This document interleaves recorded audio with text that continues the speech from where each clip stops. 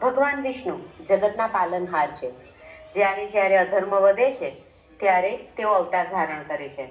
સૌપ્રથમ મત્સ્ય અવતાર લઈને મહાપ્રલયમાંથી સૃષ્ટિને બચાવી, પછી કૂર્મ અવતારમાં કશ્યપ કાચબો બની સમુદ્ર મંથનમાં પર્વતને સહારો આપ્યો. વારા અવતારમાં વરાહ બની પૃથ્વી માતાને પાતાળમાંથી ઉગાર્યા.